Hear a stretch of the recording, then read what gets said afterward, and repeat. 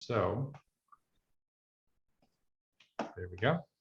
Great. So welcome and thank you for joining us today for the South Inner Community Conversation. My name is Jay Rinkins. I'm a principal with MIG. I'm joined today by Alicia Osborne, Maddie Pleasant, Catherine Mahoney, and Gretchen Flores from the city's planning department. And just a few guidelines for the meeting. We will be launching some polls throughout the meeting. We have had a couple technical difficulties with that of late. So if that's the case, we'll give you instructions to utilize the chat. We'd also encourage you to use the chat throughout the meeting. And then if time allows, we'll definitely call on some folks to chime in as well verbally. It's also good, obviously you can participate via phone. That's one of the benefits of Zoom and kind of doing this virtually, but it is helpful. We're going to be asking people to use the annotation feature in Zoom to identify some places that they might want to discuss. And that is easier on a desktop computer. So I just want to make everyone aware of that. But there is the online mapping interface, which we'll let people know about, where you can spend as much time as you want kind of poring over the map, not just for the inner south area, but for the entire city, and provide comments on the various maps that we have for you today.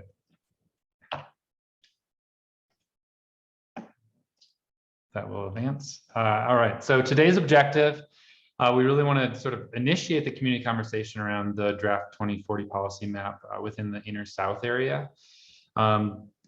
Before we dive into the conversation, we'll provide some high-level information about the Charlotte Streets map, which is in draft form as well, and the Charlotte Future 2040 policy map, and we'll explain what that is in a second. For the more depth or in-depth overview of both of these projects, there is a recorded presentation available online as well, and we'll drop that link in the chat for you. So with that, we'll give you some sort of initial briefing information.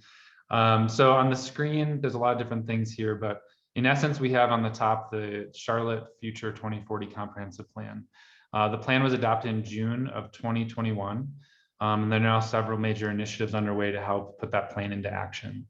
So going from left to right on the bottom part of the screen, we have the Charlotte Future 2040 policy map, and that will identify the locations for future development in our neighborhoods, looking out over the next 20 years. Looking then to the right, we have the Charlotte Streets map, and that'll define the multimodal vision for Charlotte streets to support mobility between the places we live, work, and play, with a focus on arterials. And then looking at the Unified Development Ordinance, that's going to consolidate and update the city's land development regulations. So future development is aligned with the vision of the comprehensive plan. So there'll be aspects in the land or in the 2040 policy map, as well as the streets map that will inform the mapping and policy or in regulation in the UDO. So the policy map and the Charlotte Streets map will both help implement the vision of the comprehensive plan. And really that's through informing the built environment. And we want to think about the built environment in all of its different pieces. So a lot of times people think about public and private. That's a relatively good guide. But here we're talking about land use and form. And I say it's a good guide because it's mostly private development, making up that land use and form, but there's definitely public civic uses and that sorts of things, nonprofits. And then there's mobility, sort of what ties everything together. And so the 2040 policy map is going to guide the type of development, the land use and form, and it does make reference to the streets. But the Charlotte Streets map is going to define the future of what we call cross sections for our major arterials. Including the future curb line. So where is that curb located? What are the different amenities, spaces to move around within that public right of way, and other streetscape requirements. So with an understanding that both maps are intended to help implement the vision of the comprehensive plan, they'll both help inform the city's built environment over time. We wanted to take a closer look at the streets map, and then we'll look at the policy map, and that'll be our main focus today. So before going into detail on the map itself, it's helpful to consider what a street actually is. A street looks, feels, and functions the way it does based on all the components extending from building front to building front in the image here. Or in other cases, when buildings are set back from the public right-of-way, streets extend from the property frontage to the property frontage. So the public right-of-way is that area between the privately owned parcels. And these various components of the street, from the bike and pedestrian facilities to the travel lanes to transit amenities, all work in concert together to serve all users. So before going into details on the map, oh, sorry, excuse me. And we just wanted to say here that the cross sections are going to be included and regulated by the streets map. So there'll be a different color on the map that you'll see on the next slide that corresponds to a sort of typical section. Obviously, those will have to be adjusted based on certain constraints, but it'll provide a really strong starting point. So the streets map is the mapped vision of the multimodal street network. And this is the initial draft here. It's based on council adopted policies that have been developed and refined over the last several years. It also shows the recommended cross section for all the Charlotte arterials, and it'll support the UDO to ensure that we're building multimodal streets as we grow and develop. So really this idea of aligning the public infrastructure with the development that is expected. And so there'll be a cross check between the Charlotte Streets map and the policy map as we move forward to ensure that those align, and then thinking about making sure that we have the infrastructure in place to support development moving forward rather than playing catch up over time.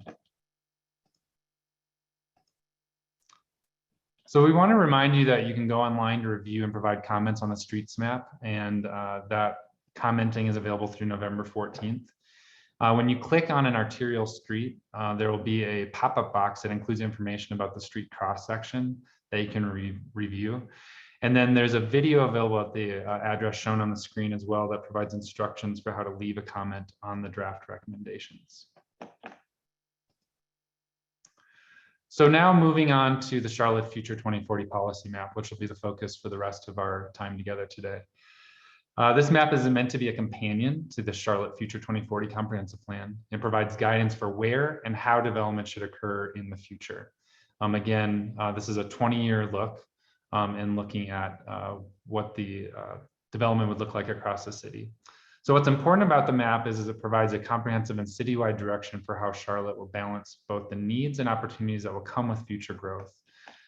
For example, the map will ensure our city can accommodate its projected growth for jobs and for housing, while also protecting features that are really important to residents, such as natural environment or tree canopy, established neighborhoods.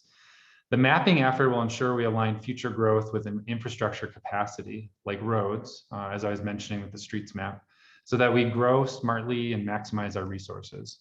And finally, the 2040 policy map's citywide direction means we can ensure historically underserved areas are guaranteed better access in the future, and Charlotte becomes a more equitable city. So the Charlotte Future 2040 policy map was developed using a new tool called place types. For those of you who are tracking along with the comprehensive plan development process, place types were a big piece of that conversation. And it's a new classification system to organize the patterns of development.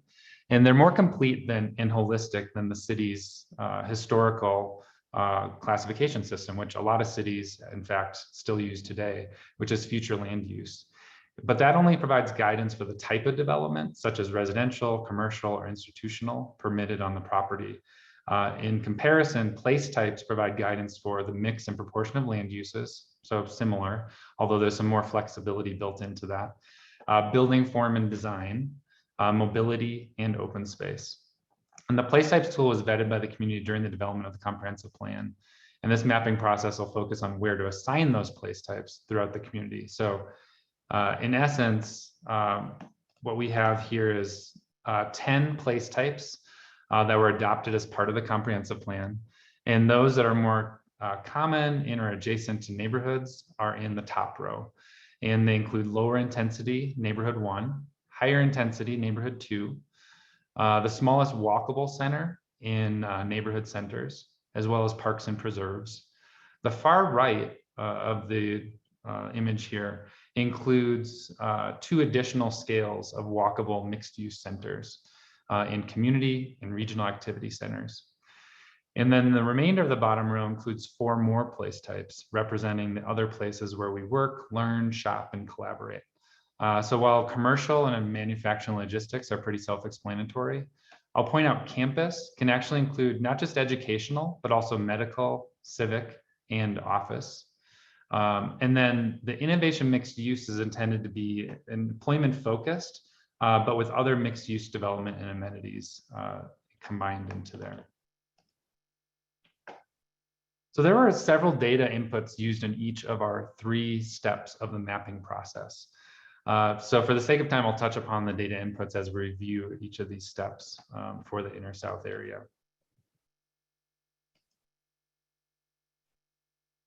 The phase 2 community conversations are organized around 15 community planning areas.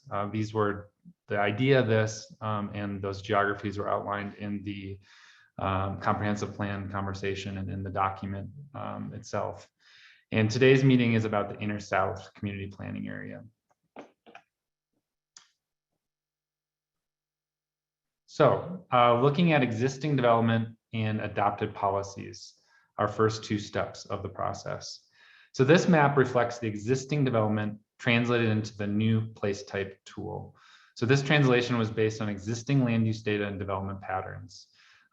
In some cases, the existing pattern does not necessarily mirror exactly one of these sort of aspirational place types, but we did our very best to kind of fit this in. So you can see in the Inner South area, there's quite a bit of commercial designation. That's the red that we're seeing, as well as neighborhood 1.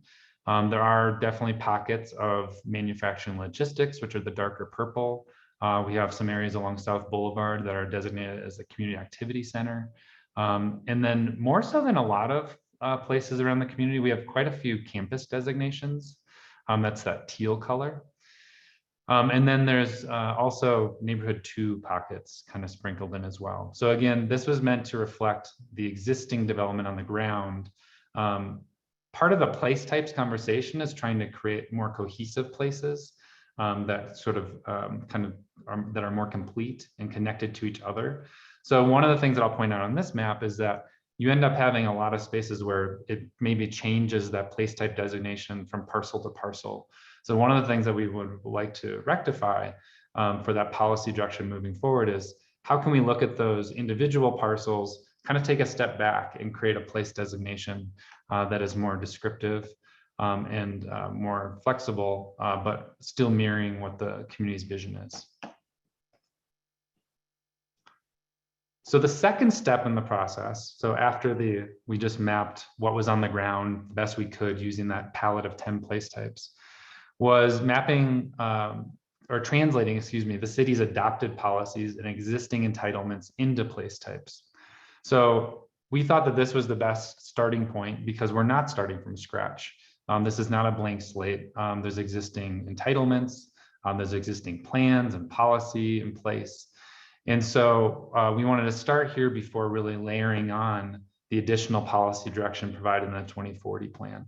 So this translation was based on several inputs. First, future land use recommendations for areas that have area plans adopted since 2010. Next is the zoning used in those areas that maybe lack direction from a future land use plan. And then in certain instances, there wasn't a clear translation between zoning and a future place type assignment. So there could be a zoning designation that allows offices. It could be, that there's commercial allowed in a particular area as well as residential. So which sort of bucket do you put that into? And so we used market analysis to determine which future place type assignment was realistic from a market perspective. And the legend for this map is on the far right on all of these maps. So if you're on a smaller device, you may need to sort of pan over or scroll, but the map is on the left, and then over to the right, you can see the legend. Next to the legend, we've actually included sort of the change from the existing what's on the ground map. So in this particular area, the adopted policy actually results in an increase in neighborhood 1 and neighborhood 2 designations, an increase in innovation mixed use, as well as neighborhood center, and then community activity center as well. And largely those really big percentages that you're seeing, like 514%, that's because there was very little to no, or I guess very little neighborhood center. When there was nothing mapped already, then you're seeing the new designation like community activity center. And so moving forward here, the third step in the process then sort of started with that adopted policies map. And we wanted to build upon that so that it really reflected the priorities articulated in the adopted comprehensive plan. And so the first priority applied in this step of the process was to preserve or protect what was identified in the plan as community assets. So the comprehensive plan includes policies to preserve existing neighborhood 1. So that's the lower density residential that we're talking about with so few supporting uses mixed in, parks and preserves, as well as manufacturing and logistics. So you can see those 3 place types shown on this map. So the light yellow being neighborhood 1, the darker purple, manufacturing and logistics, and the green, parks and preserves. So these are directly translated from the adopted policy map. So then in some areas, these place types were already preserved based on those adopted policies. The areas highlighted in blue show additional areas where these place types were preserved as part of this step. So you can see the percentage change in these place type assignments on the right side of the slide. So there were, based on the adopted policy, there was a decrease in neighborhood 1.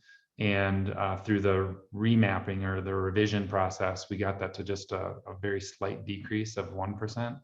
And then actually retained some manufacturing logistics that exist today, as well as parks and preserves at 44% and 19%.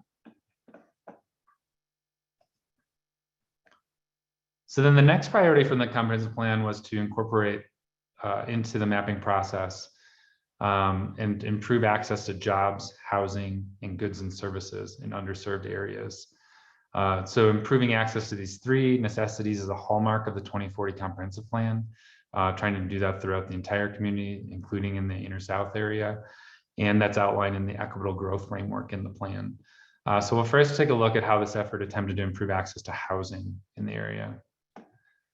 So the black hatched areas on the map, in essence, are areas that already, using the metrics in the lower right-hand side of the screen, included a good diversity of housing. Other metrics that will be used in other policy and program implementation are included there as well, including looking at housing costs, housing size, subsidized housing, tenure, level of reinvestment. So looking back at the map, the areas that don't have the black hatch basically are kind of jumping out as having less housing unit diversity.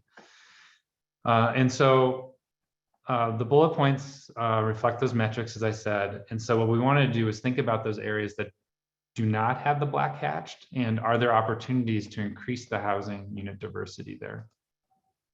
So neighborhood 2 is a place type that helps provide more of that missing middle housing and middle density housing. And through that, you can see that on the orange on the map. So these are, again, direct translations from the adopted policy map in the orange.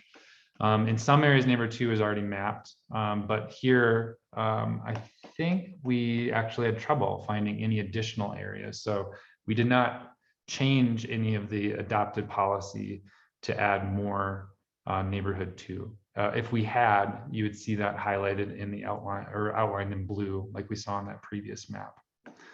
So in essence, from the adopted policy map, because we were retaining some of our other priority areas, such as neighborhood 1, manufacturing logistics, parks and preserves, there's actually a decrease of about 9% of neighborhood 2 in this initial draft 2040 policy map.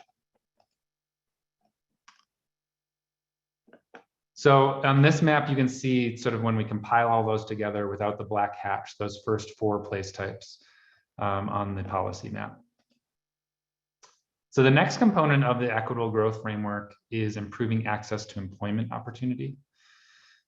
So now in this map, the areas outside the black diagonal hatches are lacking existing access to employment. So you can actually see that as a whole, the inner south community area plan or community planning area has really good access to employment. There's just that sort of spot down along Woodlawn and then down in that southeast corner.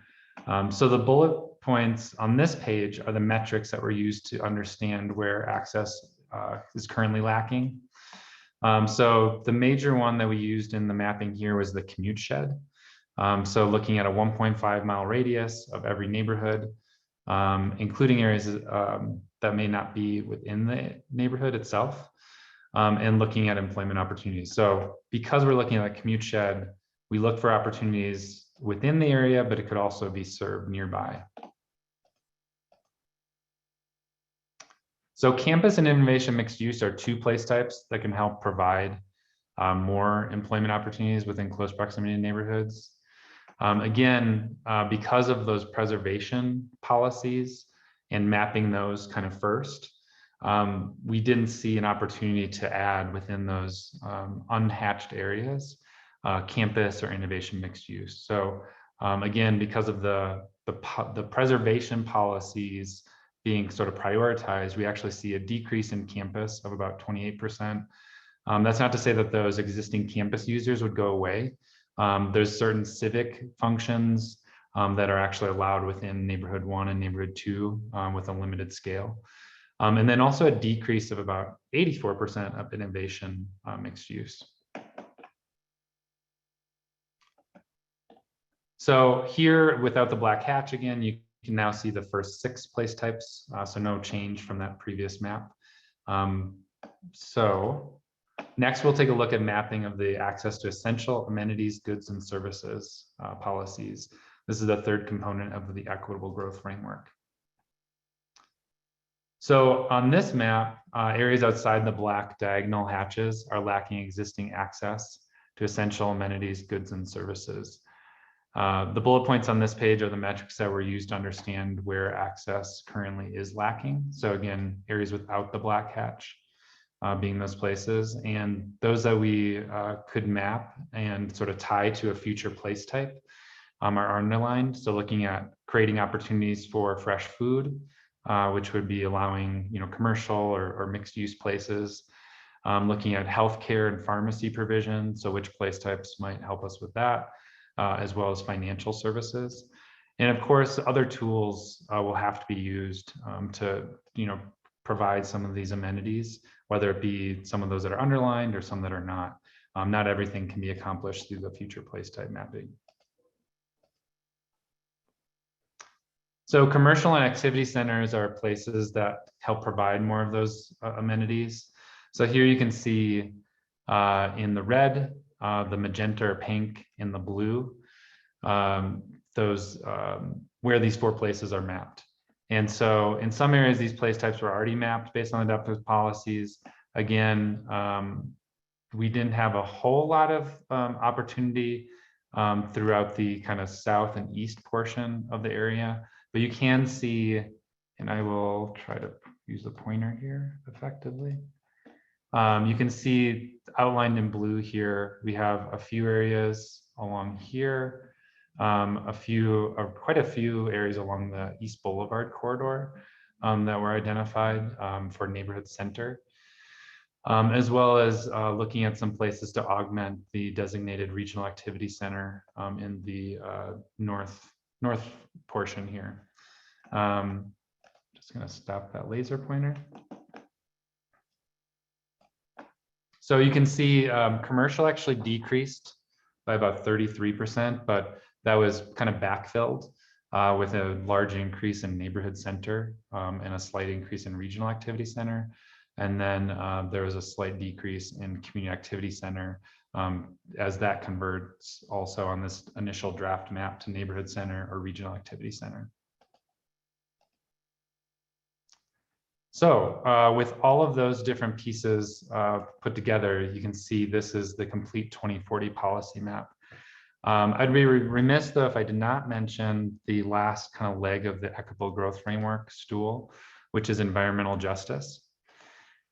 And so on this map, you can actually see again outside the black diagonal hatch areas, those areas that are impacted most by environmental justice issues. I think in the comprehensive plan, we use the terminology sort of least just. And those are going to be driven by their proximity to freeways in this particular area. And so when we looked at opportunities to perhaps buffer those areas from the freeways, looking at that could be through parks and preserves, it could be through non-residential place types. Looking at the other policies and kind of balancing those, we did not see any big opportunities to remap any of the place types to address those environmental issues. So those will have to come through in other opportunities, such as buffering or transitions within a development itself, looking at other tools outside of place types that might be explored to address those inequities. So there could be design solutions, it could be different infrastructure improvements along those corridors to improve air quality and noise impacts. So that concludes the last step in the current mapping approach. And I mentioned earlier that we'd like to get your opinion on whether or not you think these steps align with the values and priorities of the comprehensive plan. So we have a few polling questions for you now. And this is our test to see if the polling questions are going to work today. It looks like they are. So our first question is the mapping step to preserve neighborhood 1, which is that lower density kind of neighborhood, mainly residential, and parks and preserves, aligns with the Charlotte Future 2040 Comprehensive Plan's direction to protect community assets. So I guess it's not really a question as much as a statement. And then our question for you is, how strongly do you agree with that approach?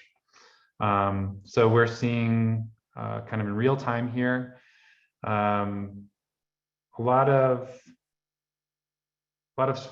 diversity actually in opinion here. So about, what is it? 3 people so far disagree or strongly disagree. We have 2 in the neutral category, and then I guess 10 right now. Again, this is a dynamic in the strongly agree or agree camp. So we have more sort of disagreement kind of emerging. So we're pretty split in this group. So I would encourage you to use the chat to explain why you either agreed or disagreed. And then we can go to the next poll. And it looks like we have about 20 people participating in the poll. So we'll try to give you time to all participate in that. So the next one is mapping more neighborhood 2 in areas with low access to housing opportunity a good approach to increasing housing diversity in the future. Again, noting particularly in the south inner area, we did not map more neighborhood 2. In fact, it actually decreased. But generally as a policy or sort of a methodology, do you agree with this idea of adding neighborhood 2 in other areas of the city that have low access to housing opportunity to increase the housing diversity? So we have about half of the people responded to this poll so far. And we have mostly neutral and agree. And then 1 strongly disagree. So again, if you strongly disagree, please add that in the chat. And we have 15 people have responded so far. Great. And I see a couple of specific sort of comments or chats about specific areas. Please do include those in the chat. And then I would really encourage you, if you have one, I'm guessing, there's probably some more that would jump out at you if you look at the online map and provide responses. So we have 16 people responded. We'll give it another few seconds here to see if anyone else wants to chime in. Here we're seeing actually only about 38% in the agree, and then 50% neutral, and I guess 12% when you add it up, 2 folks disagreeing or strongly disagreeing. All right, we can go to the next poll. Okay, our next one is around improving access to jobs. So is mapping campus and innovation mixed use in areas with low access to jobs a good approach to increasing jobs access in the future? Again, just to reiterate, we did not actually add more campus and innovation mixed use in the inner south area through the mapping methodology so far. But do you agree with this approach as an intervention citywide?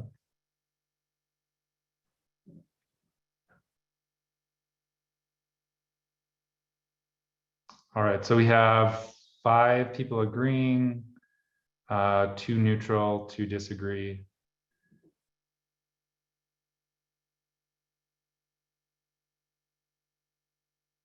All right. So that's 13 of the 28. I think we had 16 on the last one, so we're having some decreasing participation in the poll. Let's give it just maybe 10 more seconds, and then we'll advance.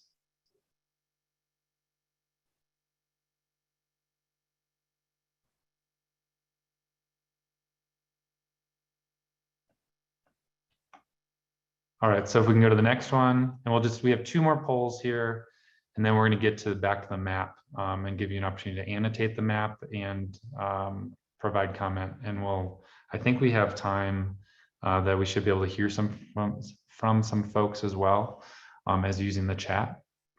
The next one on goods and services is mapping activity centers in areas with low access to goods and services, a good approach to increasing access to goods and services in the future.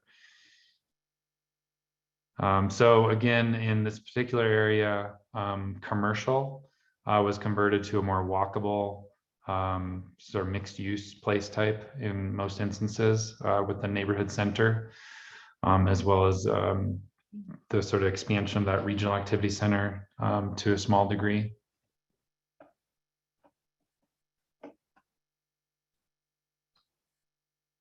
All right, now why don't we just advance to the last one? So pretty mixed there. Kind of most people neutral actually, and then slightly agree and slightly disagree. But the last polling question on environmental justice impacts is going to be, how important is it to explore additional tools to further mitigate environmental justice impacts during the community area planning process?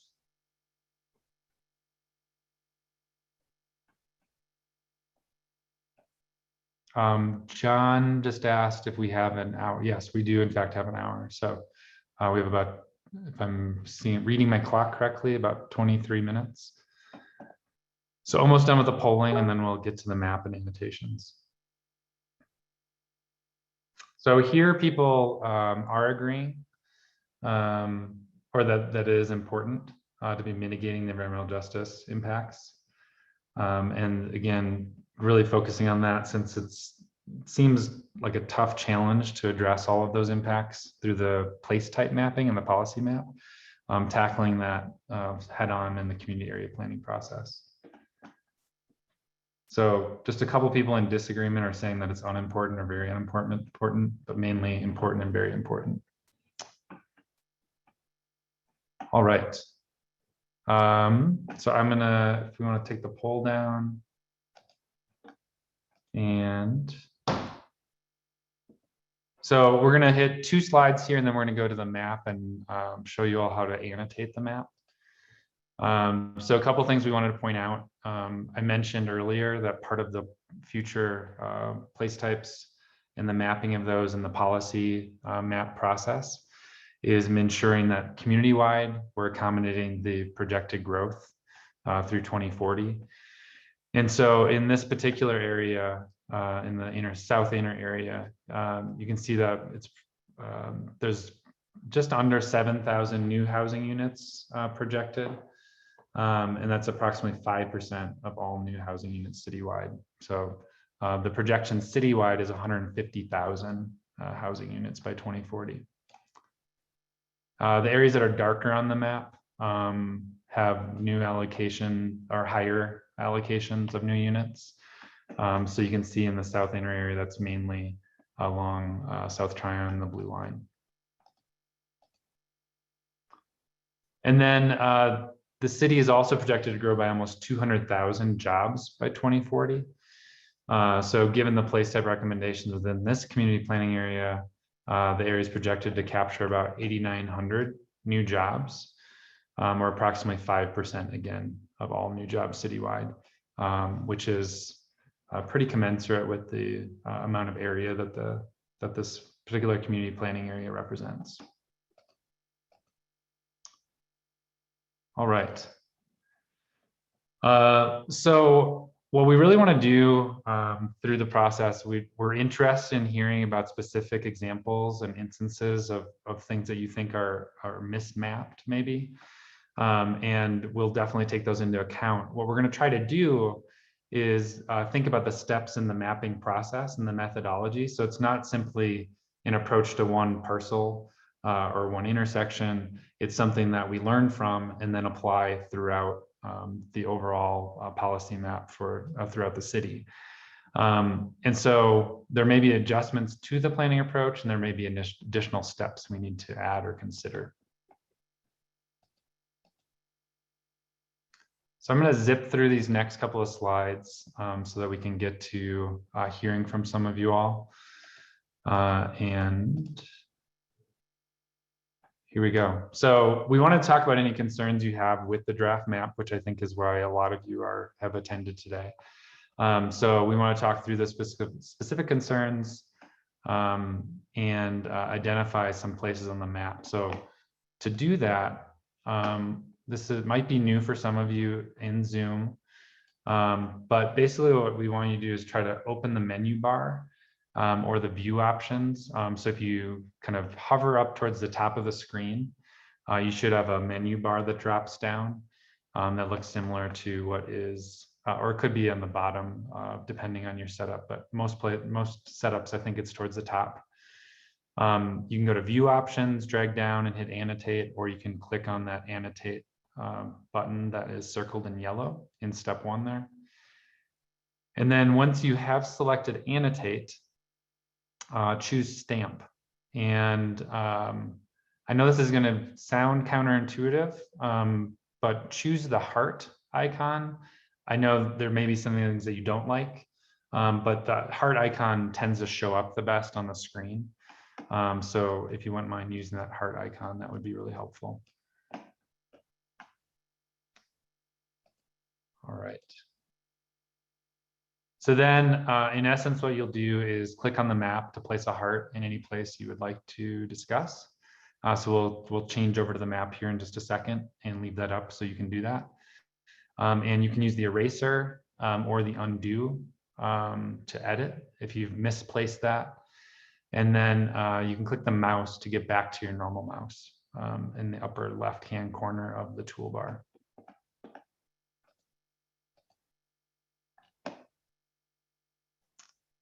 All right, so we're going to leave this map up.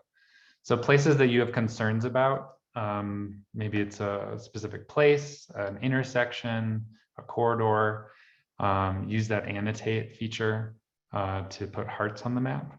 If you're having trouble with the annotations, you can describe those areas, which I'm seeing a few people do in the chat as well. So,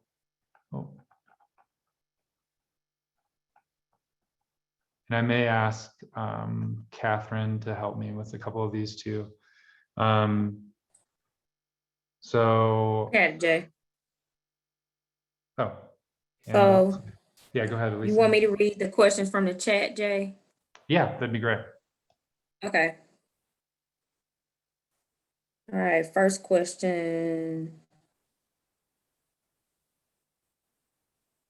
Neighborhood 2 was definitely added to blocks in the Dilworth neighborhood, replacing neighborhood 1.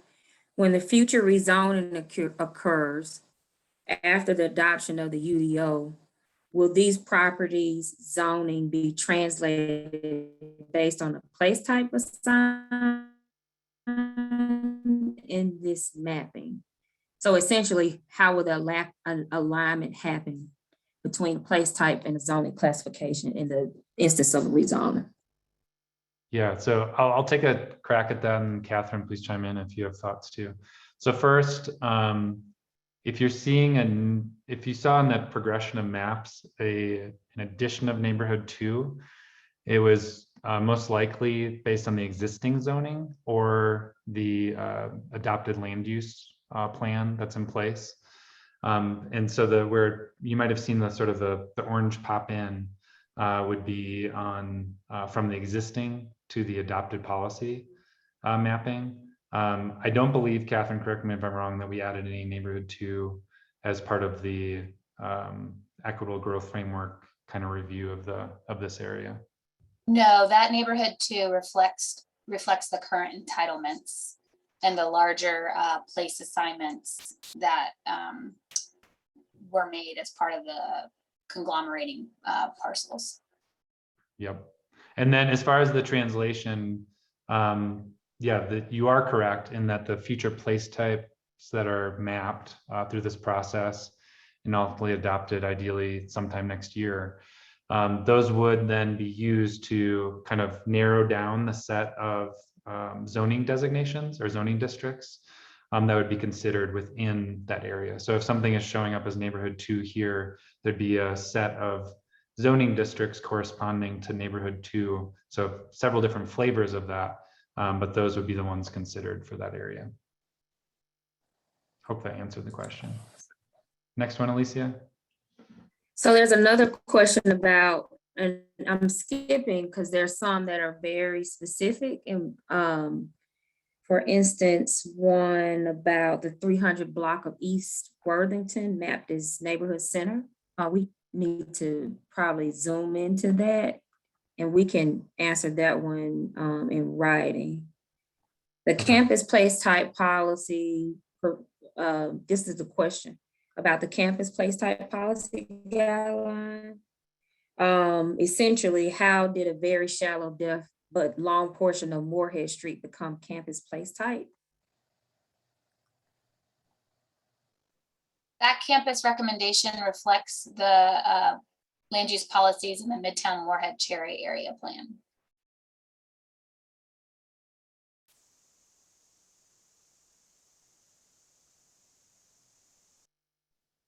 We were told a lot of the policy map came from analytics and not planning staff looking specifically at block by block decisions. However, the campus designation of Moorhead Street would appear to be because of relatively new medical school locations and staff intervention. Is that correct? So I think Catherine's response kind of answered this. We did look at the areas, it wasn't purely just a formula. We've been told many factors were put into the data equation to determine policy placement locations. The intention of the PED overlay to create transitional density and historic district overlay to preserve character and charm appears to have been ignored. That's not true. I think the policy map should be revised to reflect more strongly those previously agreed to goals in the UDO as well. So, Catherine, you want to take this one about PED, how that translated, historic district, how that translated, and then the UDO part, which is another project, but how that all relates. The PED overlay was taken into consideration. That's what you see along the East Boulevard. The underlying district is a lot of O2, which in other areas of the city transferred to either commercial or another place type. But when you layer on the PED, that gives you the more walkable form of the neighborhood center. So that's how we tried to incorporate it here. Historic districts, while that is a valuable input, it doesn't overwrite land use, which this is essentially a land use map. So the historic districts will still be applicable in the future, but it didn't influence our land use decisions here. And then the UDO,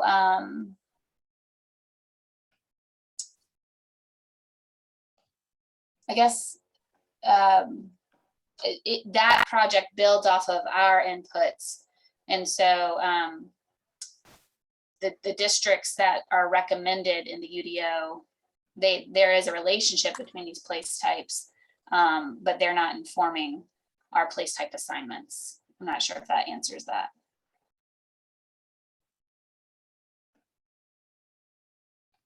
Yeah, and All then, right, Jay, he's, yeah, Alicia, I see Lou has his hand up.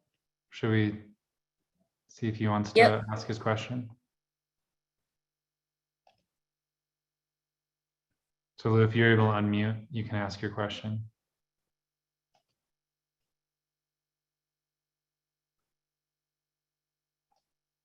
did he go away?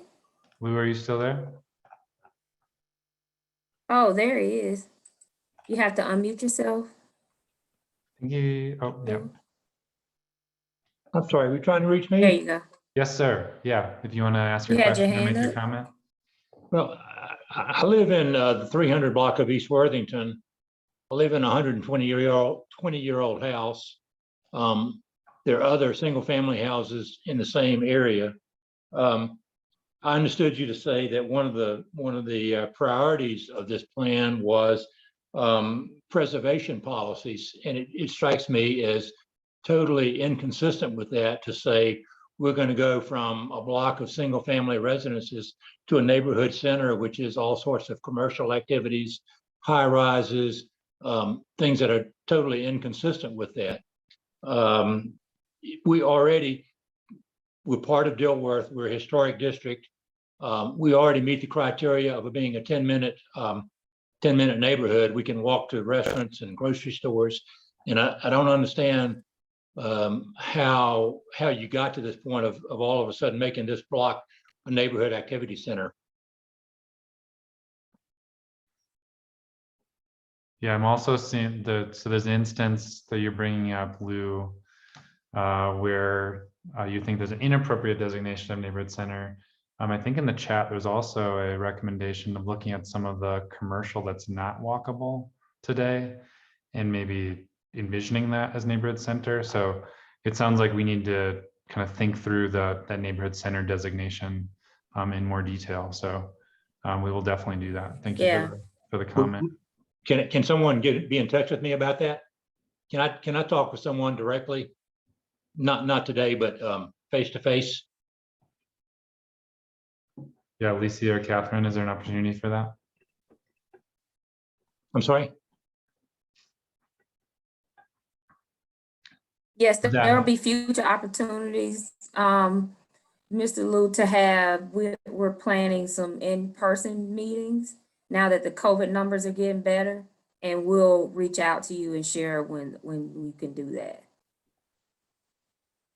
Okay, you've got my email address from previous correspondence, so I'll look forward to hearing from you. Yep. It looks Can y'all like, address sorry, it how looks we like deal with- Sarah Kermy wanted to ask a question as well, if you want to unmute, Sarah.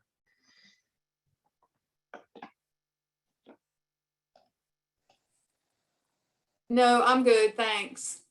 Oh, okay, great. And then it looks like John, I don't know, is it Friday? Yeah, hey Jay, good to see you Yeah. again. Yeah, you too. I'd like to go back to Catherine's comment about having taken PED in consideration. So the PED ordinance, which we worked on for years for Dilworth and Streetscape and so forth, that pretty much made this the 10-minute neighborhood, helped make it, gives a 40-foot height restriction 20 feet off someone's property line if you were single family backed up to one of those commercial properties, either on Moorhead or East Boulevard. The UDO says that neighborhood center and campus are 65 feet. So that's 53% or whatever it is, more height given to them by this mapping. So that's why it does not take consideration the requirements of PED to create a density that was appropriate to being in the backyard of single family. That was my point. Okay, thanks for Thank the you. clarification. So is the suggestion, John, is the suggestion to modify the height restriction within the UDO? Yes, I think that the height restriction, I don't think the promises made on the PED should be modified by this policy map or the UDO, because those were made to neighbors. I realize they're not entitlements to a developer, but they were made to neighbors and they should be honored. Yeah. John, just for one last point of clarification on that. So you're Yes. not opposed to the color on the map, it's the development standards associated with the color? I'm not opposed. I think the biggest problem with neighborhood center, citywide, I get it. East Boulevard is basically single family homes, many of them converted to commercial use. Mhm. And neighborhood center requires a 24-foot, or says minimum height is 24 feet. I think there are disconnects between the PED, the historic district, and the UDO, and the UDO somewhat forms your policy mapping because we have to go to the UDO to see what a campus means. I get what the policy statement says about campus, but when you go to the UDO and look at the actual specifics that will be on the ground, I think there are some disconnects with this particular historic neighborhood and probably others. Okay, great. Thank you, John. So we have about 5 minutes remaining. We can go a little over too, but I want to make sure we hear from the folks with their hands up. So I'll go, I guess, top to bottom on my participant list. So Stacy, do you want to go next? Thank you. Just a couple of things. One, if we want to submit, are you accepting written comments? If people want to put in written comments, are those being accepted, and where should those be sent?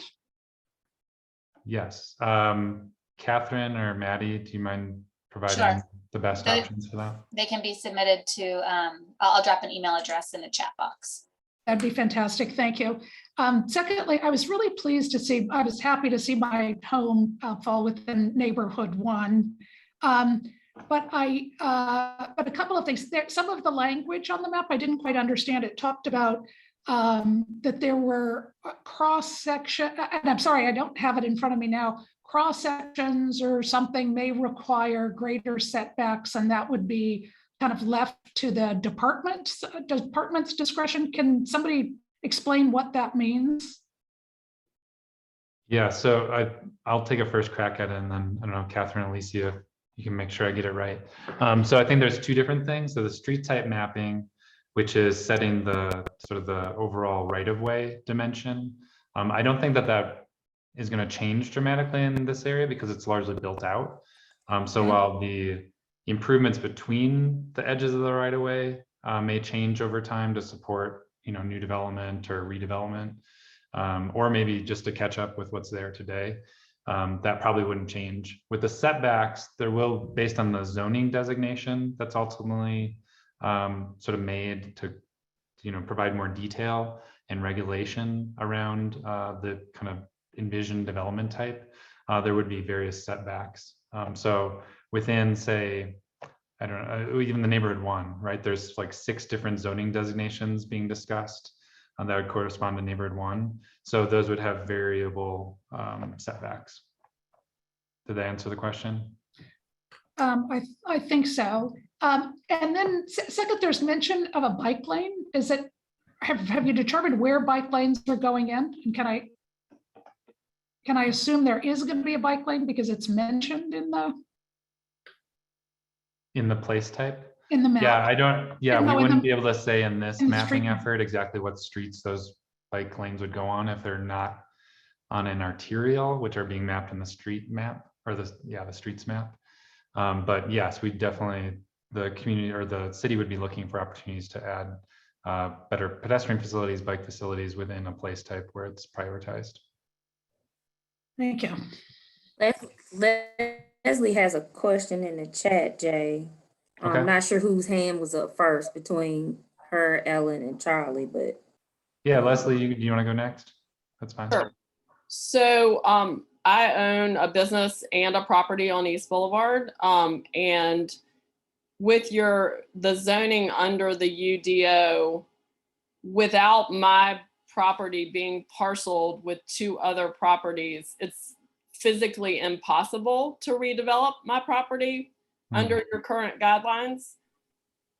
And so I'm curious, since I spent 7 years of my life on the Pedscape plan that y'all are now pretty much negating, how we're going to kind of get back to all of the compromises that we all agreed to as business owners under the Pedscape, and then to not have just big box coming in to take over and build huge buildings in place of mine.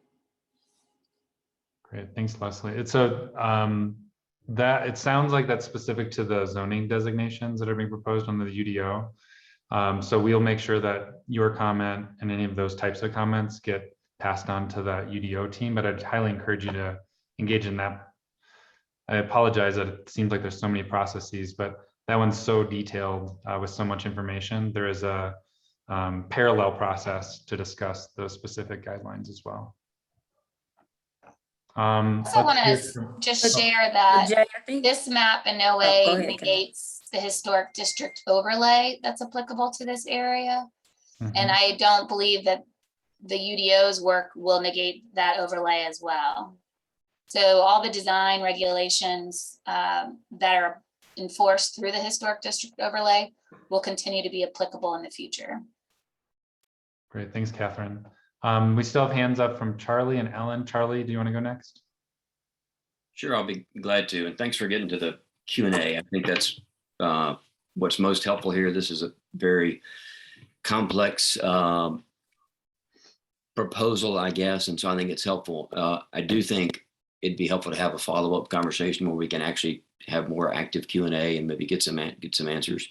So I'd propose that because I do have to go here at 1, but Okay. Can you describe the process? I've gone on the map, I've seen their comments made. In some instances, it appears multiple comments have been made about a place type designation, but I'm not sure you can read all the different comments. But I'm mainly curious about what happens after someone says this should be a neighborhood 1 and not a neighborhood 2, for example. Kind of what's the process there? Yeah, I'll start. So as I mentioned earlier, what we're looking for is something that's systematic and that there's an actual methodology that is sort of defensible.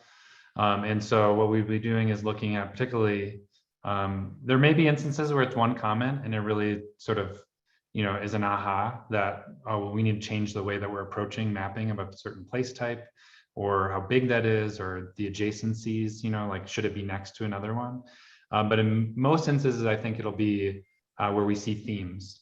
So we'll see, a lot of comments in a particular area, and then that'll definitely call attention to that and need to maybe rethink the methodology or add a step, maybe consider some additional information.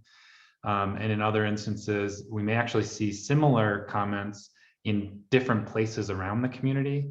And that would also be, a kind of a flag for us to be thinking about, okay, well, we need to rethink how we approach that. So this is not, this is just the first iteration of this map. There's going to be another draft map in the January timeframe that will incorporate as many of the methodological changes as we can in that timeframe. Catherine, do you think that summed it up pretty well? Yes. Okay. All right, well, so that's helpful, but I guess the question is, how do we get things resolved? So there are, I don't know how many people, I think you said 30 people on this call, which is great. Yep. That means there's 30 really interested people. That is not very many for this size neighborhood. And so as complex as this is, I don't know that I would count on 10 people having to weigh in and say something should be this versus that as being more influential than just one person. So someone lives in the neighborhood, they've lived in the neighborhood for 20 years and they say this designation is wrong.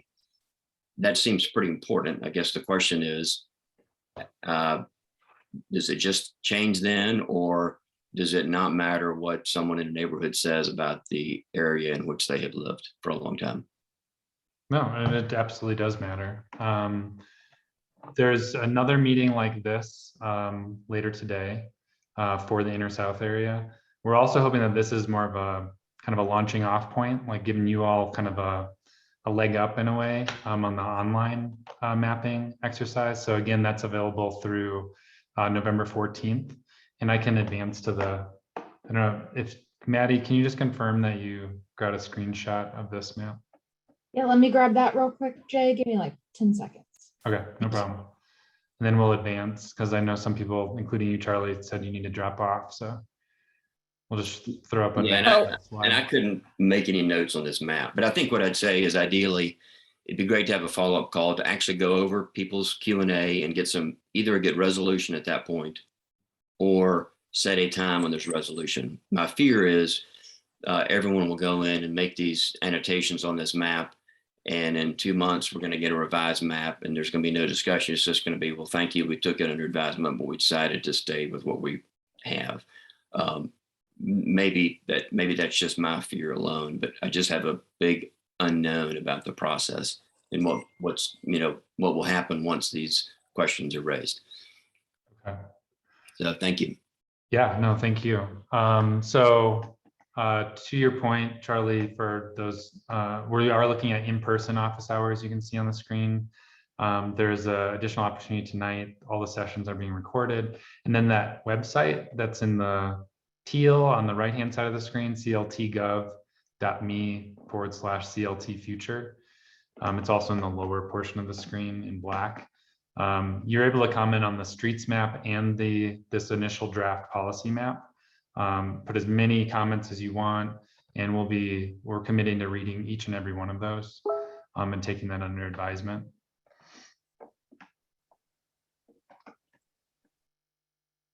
And then Ellen, I know you've been waiting really patiently. I want to make sure you get a chance before we close. Do you want to? Yeah, thank you. I'm not that patient really, but thank you for saying that. And this goes back to the historic districts, and I'm sure that Alicia and Catherine are expecting this. 70% of Dilworth is in the historic district. We have experience along the Todd area on how difficult this is on the HDC commissioners to work through incompatible zoning with our 1900 single family use bungalows. And Lou has a very good point. We don't believe that the rolling out of neighborhood center or neighborhood 2 over single family use 1900 era homes is compatible with retaining our identity and charm. And so I want to say that, and I will keep saying that. And I think you're going to continue to hear that from our neighborhood. This is not only us. Wesley Heights has this problem. We will discover that every historic district has this problem. And this is something that we really, really need to have a discussion about in depth. Thank you. Yeah, thank you, Ellen. Charlie, I see your hand is still up. Did you have another comment, or does it just happen to still be up? No, I just don't know how to lower it. I don't know how, but no, I'm fine. I did it for you. I've hogged enough time. Thank you. No problem. All right. Well, thank you all for your extra time. We're about 6 minutes over. Again, just reiterating, there is another session for Inner South later today. You can find that at the website provided. We're accepting comment. Well, the community conversations like this are happening through November 10th, but accepting comment online on that mapping application through November 14th. There's also for people who have, just you're having difficulty with that online interface, or you prefer hard copies. There are hard copies of the comment form available in libraries and YMCAs. And then we'll be taking all this community conversation into consideration. Again, the in-person office hours, please stay tuned on that. We're looking at kind of COVID restrictions and guidelines there, and how best to facilitate that. But definitely heard you loud and clear that you're interested in having additional conversations. So thank you all so much for your time today. That is the conclusion of our community conversation. Thank you. Thank you, Jay. Oh, one last thing for anyone who didn't hop off already. Catherine did put a link to a YouTube video on how to do that commenting online. That's in the chat. And we'll leave that up there for a couple minutes.